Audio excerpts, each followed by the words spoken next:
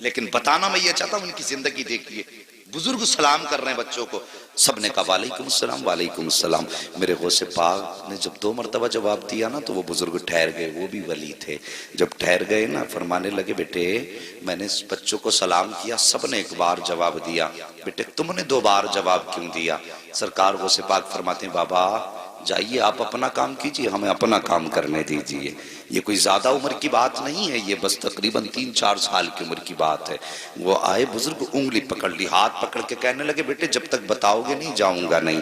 وجہ کیا ہے؟ اللہ اکبر۔ سرکار غوث پاک نے یوں چہرہ دیکھا، مسکرائے بابا جی بیٹا پوچھو گے؟ کہا ہاں۔ انگلی پکڑ کے وہاں لائے جہاں پہ اونچا سا ٹیلا تھا، اس کے بعد فرماتے ہیں وہ آپ کو بستی نظر آ رہی؟ کہا ہاں۔ کہا وہ گھر نظر آ رہا ہے؟ کہا ہاں۔ کہا یاد کیجئے کہ آپ آج سے تقریباً 4 سال پہلے اس بستی کے پاس سے گزرے، بستی سے گزرے تھے؟ کہا ہاں گزرا تھا۔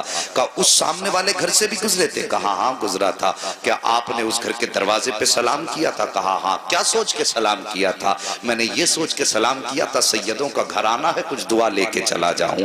اللہ اکبر۔ سرکار غوث پاک فرماتے ہیں جب سلام کیا تھا تو کوئی جواب ملا تھا کہ نہیں ملا تھا؟ کہ نہیں بیٹے کوئی جواب نہیں ملا۔ تو تمہارے دل میں یہ خیال آیا تھا کہ بتاؤ سیدوں کے گھر سے دعا تک نہ مل سکی؟ کہا اتنا خیال آیا تھا؟ کہا ہاں آیا تھا۔ اللہ اکبر۔ جیسی اتنا سنا نا ان بزرگ نے کہنے لگے بیٹے تمہاری عمر کتنی ہے؟ کہا بابا یہ نہ پوچھ عمر کتنی ہے۔ کہا بیٹے پھر بتا تمہیں کیسے پتا؟ سرکار غوث پاک فرماتے ہیں بابا یاد کرو جب آپ اس دروازے سے گزرے تھے اس وقت عبدالقادر ماں کے پیٹ کے اندر موجود تھا، اور جب تم نے سلام کیا تھا تو میں نے اپنے کانوں سے تمہارے سلام کا جواب سلام سنا تھا۔ میرے دل میں خیال آیا کہ میں تمہارے سلام کا جواب دے دوں، لیکن فوراً مجھے دوسرا خیال آیا اگر میں نے جواب دے دیا تو میری ماں ڈر جائے گی۔ کہا حضرت جی ماں کے ڈر سے میں نے آپ کو سلام کا جواب نہیں دیا تھا، اتنا سننا تھا۔ وہ بزرگ حیرت سے دیکھنے لگ جاتے ہیں۔ سرکار غوث پاک فرماتے ہیں اب سن لیجئے حضرت، ایک سلام کا جواب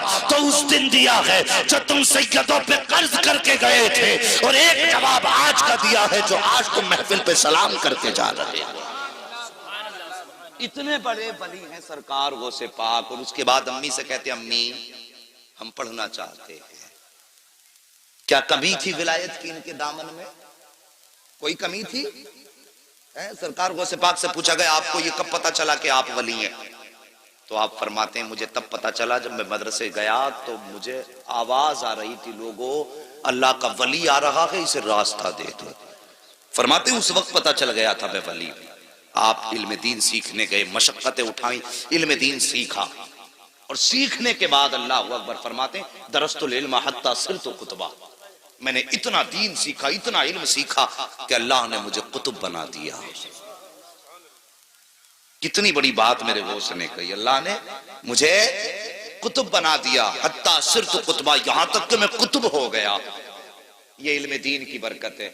ہم اپنے بچوں کو پڑھانے مدرسے میں 1 گھنٹے کے لیے بھیج کے کہتے ہیں مولانا ذرا جلدی چھٹی کر دینا، اسے ٹیوشن کے لیے جانا ہے۔ 6 گھنٹے اسکول میں 1 گھنٹہ مولوی کے پاس، پھر 6 مہینے بعد کہتے ہیں مولانا پڑھایا ہی کیا ہے؟ 1 گھنٹے میں بتائیے کوئی ایسی درسگاہ ہمیں بھی بتا دو جہاں 1 گھنٹے میں بلا کر کے کتب اور ولی بنا دیا جاتا ہے۔ وقت دیجئے دین کے لیے، یہ ہمارے لیے بڑا ضروری ہے۔ اور جب وقت ہوگا نا تو پھر اخلاق سجیں گے، اخلاق اچھے ہوں گے، اور کتنے اچھے اخلاق ہوں گے میرے غوث پاک۔ بس انہی کی سیرت سے کچھ باتیں آپ کے بیچ رکھ کے میں بات ختم کر لوں گا۔ میرے سرکار غوث پاک کی سیرت دیکھیے، آج اپنے حالات کا جائزہ لیں۔ 11ویں شریف کا لنگر ہوتا ہے، لڑ جاتے ہیں پلیٹوں کے چکر میں، میری تو نے پلیٹ ہی توڑ ڈالی۔ ہاں بانٹنے والے کے کپڑے نوچ لیتے ہیں، ارے میں پکا 11ویں والا ہوں بھائی۔ یہ ہماری قوم کا مزاج ہے، حلوہ بنے تو سب سے آگے، زردہ بنے تو سب سے آگے۔ حلوے تو کھائے گا تو سیرت کون سیکھے گا، زردے تو کھائے گا تو سیرت کون سیکھے گا۔ ہاں میرے سرکار غوث پاک کا کردار دیکھو، اللہ اکبر۔ سرکار غوث پاک کے دور میں گویا تھا جس کی آواز بڑی اچھی تھی، اتنی اچھی آواز تھی کہ لوگ اس کو گانا سننے کے لیے بلایا کرتے تھے، وہ گانے گایا کرتا تھا۔ لیکن اب سنو اللہ والوں کے کام کیا ہوتے ہیں، سننا ذرا غور سے اس بات کو، شاید کہ اتر جائے تیرے دل میں میری بات۔ انہوں نے غوث پاک کے دور میں جب اس نے گانا شروع کیا نا، میرے غوث پاک فرماتے ہیں سن تیری بڑی اچھی آواز ہے، گانے نہ گایا کر، اس سے اللہ ناراض ہوتا ہے، کچھ اور نعت پڑھ لیا کر۔ وہ کہنے لگا یار دیکھو تو عبدالقادر کو میری کمائی سے جلن ہوتا ہے، میری شہرت سے جلتے ہیں۔ اللہ اکبر، غوث پاک کو اور چوراہے پہ کھڑے ہو کے برائیاں کرنے لگا۔ آج بھی کچھ لوگ ہوتے ہیں نا، ان سے کہہ دو کہ صاحب یہ کام نہ کرو تو کہتے ہیں نہیں جی تم تو میری برائی مجھ سے جلتے ہو، میری ترقی سے جلتے ہو۔ اللہ اکبر، ایسے ہی اس نے جواب دیا۔ وقت گزرتا گیا، لوگوں میں اس کی بڑی مقبولیت ہوئی، وہ پیسے کما کے لاتا تھا، گھر والے کھانا کھلا دیتے تھے، لاتا تھا کھلا دیتے تھے، لیکن یاد رکھو ہر چیز کی ایک عمر ہوتی ہے۔ اور صاحب کبھی یہ سوچ کے گناہ نہ کیا کرو کہ بڑھاپا آئے گا تو توبہ کر لیں گے، ابھی تو جوانی ہے، ابھی تو دیکھا ہی کیا ہے۔ نہیں جی، عمر کی کسی بھی حصے میں موت آ سکتی ہے۔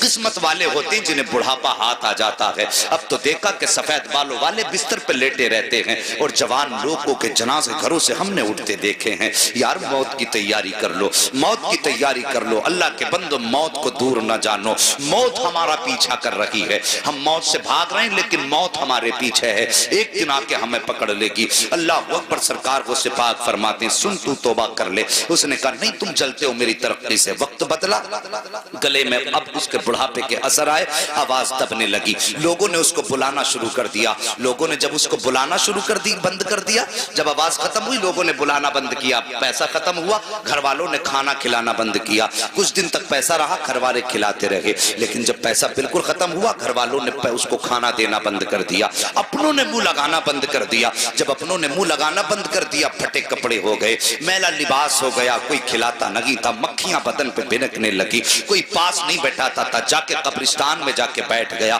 سوچنے لگا ایک دن یہیں پہ آنا ہے، ہو سکتا ہے کوئی مجھے کاندھا نہ دے۔ یہ سوچ کر کے قبرستان جا کر کے بیٹھا، دنیا مخالف ہے، کوئی کاندھا نہیں دے گا، مروں گا تو یہیں رہ جاؤں گا۔ لیکن اللہ اکبر، ایک دن اسی قبرستان کے پاس سے میرے سرکار غوث پاک کا گزر ہو جاتا ہے، اور وہ کریم ابن کریم جو ٹھہرے، وہ سخی ابن سخی جو ٹھہرے، اللہ اکبر، جیسی قبرستان کے پاس سے گزرے وہی لباس اس کا پرانا ہے، مکھیاں اس کے بدن پہ ہیں۔ میرے غوث نے قدم روک دیے، غور سے دیکھا، دیکھنے کے بعد پہچان گئے، یار یہ تو وہی گویا ہے جو چوراہے پہ کھڑے ہو کر میری مخالفت کیا کرتا تھا، جو چوراہے پر کھڑے ہو کر کے میری برائی کیا کرتا تھا۔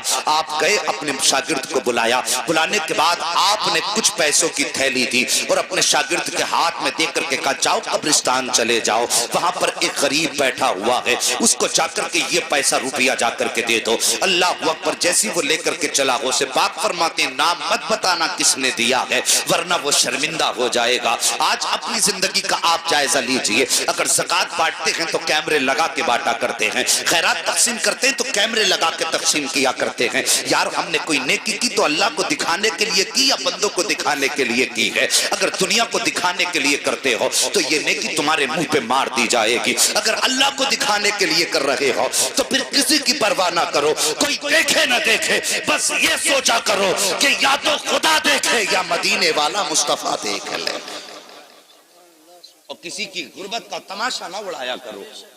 آج لائنیں لگتی ہیں، رمضان کا مہینہ آئے گا، خیرات بانٹیں گے دولت والے، اعلان کریں گے اس کی طرف سے کمبل بٹ رہے ہیں، وہ غریب جا کے بیٹھ جاتے ہیں، شرم نہیں آتی؟ انتظار کراتے ہو، آگے بڑھو، وقت بہت کم ہے۔ صاحب میں کہتا ہوں کوئی بھی کام کرنا ہو اللہ کی رضا کے لیے کیا کرو، ہمیں مرنا ہے، بس یہ یاد رکھو، ہمیں حسنین کے نانا کو منہ دکھانا ہے، مولا علی کا بھی سامنا کرنا ہے، صاحب ان کا سامنا کرنا ہے، کس منہ سے سامنا کرنا یہ تجھے اور مجھے سوچنا پڑے گا۔ سرکار غوث پاک فرماتے ہیں جا کے اسے بتانا مت کس نے دیا ہے۔ یہ آیا مرید لے کر کے، آنے کے بعد قبرستان میں اسی غریب کے ہاتھ میں جا کے جب تھیلی رکھی نا، اس نے یوں چہرہ اٹھایا اور دیکھ کے آنکھوں میں آنسو آ گئے، کہنے لگا یار یہ تو بتا دے، پورے شہر کے اندر کسی نے مجھے منہ تک نہیں لگایا، کوئی مجھے ایک وقت کا کھانا دینے تیار نہیں ہے، یہ بتا یہ اتنا احسان کس نے کر دیا ہے؟ کون ہے اتنا مہربان جو مجھ سے اتنا پیار کرتا ہے؟ شاگرد کہتا ہے مجھے دینے کا حکم ہے، بتانے کا حکم نہیں دیا گیا ہے۔ یہ کہہ کے شاگرد جب چلنے لگا اس نے کہا ٹھہر مجھے پتا ہے۔ اللہ اکبر، جیسی وہ واپس آیا ہے وہ مرید شاگرد آ گیا، سرکار غوث پاک پڑھانے میں مصروف ہیں۔ جب واپس آیا تو آ کر کے وہی فقیر بھکاری دروازے پہ کھڑا ہو گیا۔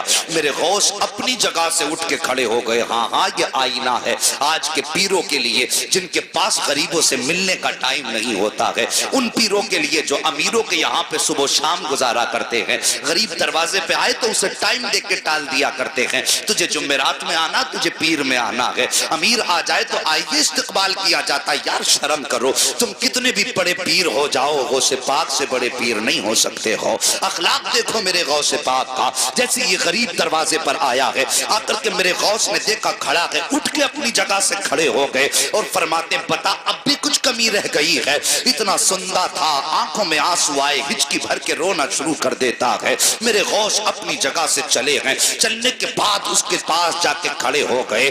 وہ کہتا ہے کہ سرکار میں تو یہ سوچ رہا تھا ساری زندگی میں نے آپ کی مخالفت چوراہوں پر کی ہے، ساری زندگی میں نے چوراہوں پہ کھڑے ہو کے آپ کی برائی کی ہے، میں یہ سمجھتا تھا میرا دشمن اگر یہاں پہ کوئی سب سے بڑا ہے تو وہ آپ ہیں، لیکن میں سمجھ نہیں پایا تھا آپ اتنے بڑے سخی ہو، اتنے بڑے کریم ہو کہ میں یہ سمجھ نہیں پا رہا ہوں کہ آپ نے میری اتنی بڑی بڑی خطائیں معاف کر دی ہیں۔ اتنا سننا تھا۔ میرے غوث مسکرا کے کہتے ہیں بتا اور بھی کچھ چاہیے؟ اس نے کہا سرکار مجھے یاد ہے ایک بار جوانی میں مجھ سے کہا تھا کہ توبہ کر لے خدا راضی ہو جائے گا، میں نے آپ کی نہیں مانی تھی، اب بس اتنا بتائیے کیا آج توبہ کروں گا تو کیا میرے گناہ معاف ہو جائیں گے؟ میرے غوث مسکراتے ہیں اور کہتے ہیں لا ہاتھ بڑھا دے، ہاتھ میں ہاتھ دے دے، صرف توبہ سے گناہ کی معاف نہیں ہوں گے بلکہ اللہ تجھے محبوب بھی بنا لے گا۔ اس نے اتنا سنا ہے، تڑپ کے کہتا ہے سرکار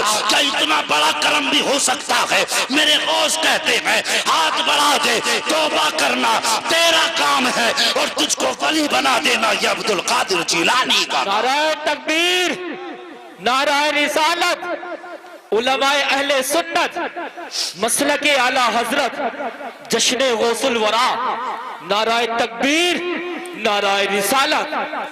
ہاں ہاں صاحب، انہوں نے تو رات دن کی برائی کرنے والوں کو معاف کر دیا، اب اپنے گریبان میں جھانک کے ذرا دیکھیے، اگر چوراہے پہ باپ بیٹے کو ڈانٹ دینا تو بیٹا کہتا ہے تم نے میری بے عزتی کر دی، اور پھر کئی دن تک باپ سے نہیں بولتا ہے۔ ہم نے تو بھائیوں کے بیچ ایسی دیواریں دیکھی ہیں یار، بھائی بھائی ہوتا ہے، اللہ کی قسم بھائی وہ نعمت ہے جس دن یہ چلا جائے گا نا اس دن اس کی قدر معلوم ہوگی۔ اور تمہیں پتا کیا ہے بھائی کیا ہوتا ہے؟ اگر بھائی کی قدر جاننی ہے تو کوئی پوچھے میرے حسین سے کربلا کے میدان میں جب غازی عباس کی شہادت ہوئی تھی، میرے حسین نے یوں ہاتھ رکھ کے کہا تھا آج حسین کی کمر ٹوٹ گئی ہے اور تجھے بھائی کی طاقت کا اندازہ نہیں ہے۔ آج بھائی بھائی کے خلاف کھڑا ہوا ہے۔ صاحب کب تک لڑو گے، کب تک لڑتے رہو گے؟ ہم نے تو اپنوں کو معاف کرنا نہیں سیکھا، انہوں نے تو دشمنوں کو بھی سینے سے لگایا ہے، پھر کیسے کہتے ہو غوث کا دامن نہیں چھوڑیں گے؟ اللہ اکبر۔ ہم نے یہاں تک دیکھا ہے حضرت جی، یہاں تک دیکھا ہے کہ بھائی بھائیوں کے اختلاف اتنے بڑھ جاتے ہیں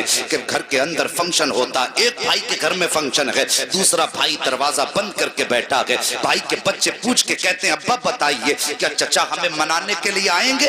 باپ کے بچے منہ زبان پہ ان بچوں کے لیے کوئی جواب نہیں ہوتا ہے، وہ سوچتا ہے ہاں کہتا ہوں اور بھائی نہ آیا تو بچوں کو کیا منہ دکھاؤں گا، اور اگر نہ کہتا ہوں تو بھائی بچے کہیں گے ابا جی آپ کے دل میں کوئی کمی ہے، مگر جب باپ پوچھتا کہ بچے پوچھتے ہیں بھائی آئے گا تو باپ ٹال دیا کرتا ہے۔ اور یار تمہارے بچے جب خوشیاں مناتے ہیں، تمہارے بھائی بھائیوں کی ناراضی کا نتیجہ یہ ہوتا ہے کہ تمہارے دروازے پر ایک کتا بھی چوڑے چمار بھی کھا کے چلے جاتے ہیں، اگر تمہارے دروازے پہ نہیں آیا تو اپنا بھائی نہیں آیا ہے۔ تم نے گاؤں کے پردھان کو منانے کے لیے اپنے گھر لانے کے لیے اپنے پیر کی جوتیاں تک توڑ ڈالی ہیں، اگر نہیں پہنچے ہو تو بھائی کے دروازے تک نہیں پہنچے ہو، ایک بار اس کے دروازے پہ اگر چلے جاتے اور جا کے اتنا کہہ دیتے بھائی مجھ سے غلطی ہو گئی ہے، اللہ کی قسم کھا کے کہتا ہوں جہاں یہ دنیا کے دولت والے تم سے 70 چکر لگواتے ہیں، یہ تیرا اپنا بھائی ہے، ایک بار دروازہ تو کھٹکھٹا کے دیکھ لیتا، اور تو نے کتنی بھی بڑی اس بھائی کے خلاف سازش کی تھی، ایک بار اتنا کہہ دیتا کہ بھائی خطا ہو گئی ہے، پھر اس کی آنکھوں میں دیکھتا ماں کی ممتا بھی نظر آتی، باپ کی شفقتیں بھی دکھائی دیتی، خاندان کی محبتیں بھی دکھائی دیتی، اور خون کا ابال بھی دکھائی دیتا۔ وہ کہتا یار چھوڑ دے، جب تو دروازے پہ آ گیا ہے میں نے تجھے معاف کر دیا ہے، تم مجھے معاف کر دے۔ جب تمہاری یہ ملاقات ہوتی تم مدینے سے صدا آتی، اور دونوں بھائیوں ایک دوسرے کو معاف کر کے تم نے مجھے خوش کر دیا ہے۔ جب یہ مدینے والا کہتا تو رب فرما دیتا جب تم نے مصطفیٰ کو خوش کر دیا کہ میں نے تم کو معافی کا پروانہ عطا فرما دیا۔ ہاں ہمیں تو جنت بھی اگر چاہیے۔ یا رسول اللہ زندہ باد، ہمیں تو زندہ باد، زندہ